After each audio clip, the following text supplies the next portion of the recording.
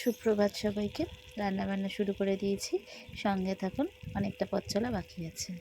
তো আজকে রান্না হবে পাট শাকের ঝোল, পোনা মাছের ঝাল, লাউ শাক না লাউয়ের ঘন্ট, সরি, আর দেখি কি হয়।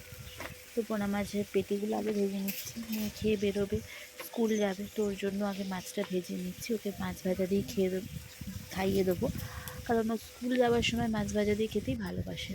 আর এখানে পাট শাক রেডি হয়ে গেছে।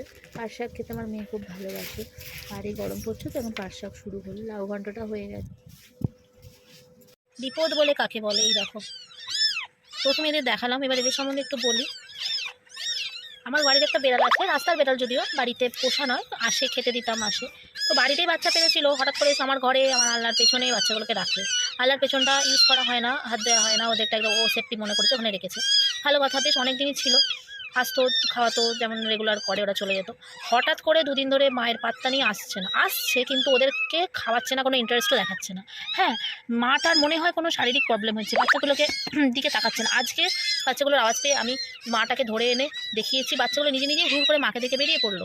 এবার ব্যাপার হচ্ছে, মাটা বাচ্চাগুলোকে চাটছে, শুকছে, কিন্তু খাওয়াতে বসছে না। কিছুক্ষণ আগে দিদিভাই ওদের ড্রপারে করে দুধ খাইয়েছে, হ্যাঁ, কিন্তু মায়ের যে দুধ সেটা তো ওরা পাচ্ছে না, মায়ের গন্ধ পাচ্ছে, সামনে মা বসে আছে, তাই জন্য এত চিৎকার করছে। মা একটু দূরে চলে গেলেই শান্ত হয়ে শুয়ে পড়ছে। কী করবো বুঝতে পারছি না এদেরকে নিয়ে। এরা যদি কারো নেয় খুব ভালো হয়, কিন্তু এত ছোটো বাচ্চা, এই সদ্য চোখ ফুটেছে, এই সদ্য চোখ ফুটেছে, টাকা না এদিকে দেখছো কী কাণ্ড করছে। আমি এগুলো কী করে সামলাও বলো তো। আমার বাড়িতে সেরকম ইয়ে নেই যে রাখবো, কারণ বাড়িতে গাছের নিচে বাড়ি, গাছের ওপর চিল কাক সবই আছে, প্লাস বাড়িতে ইঁদুর আছে বড়, হ্যাঁ, সবসময় ঘোরাফেরা করে, এদের রাখা তো মুশকিল, ঠিক আছে। আর হুলো অন্য বেড়ালও ঘোরাফেরা করে, রাস্তা বেলা আসছে, বাড়িতে ঘুরছে ফিরছে, কতক্ষণ আমি এদেরকে বাঁচিয়ে রাখবো। এইভাবে এরা চুপচাপ থাকলে একটা আলাদা কথা, কিন্তু এরা তো চিৎকার করছে। এই খাইয়েছে, আবার একটু করে খাওয়াবো, আর মা ওই যে বসে আছে দেখাচ্ছে। তুই যাবি না খাওয়াতে ওদের? তুই যাবি না ওদের খাওয়াতে?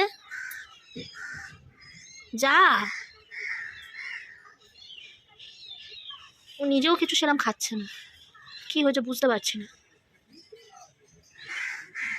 দুধ গুলে রেডি করেছি, এবার ওদের খাওয়াবো, খেয়ে আমি খেতে যাব, আমার দায়িত্ব বেড়ে গেল।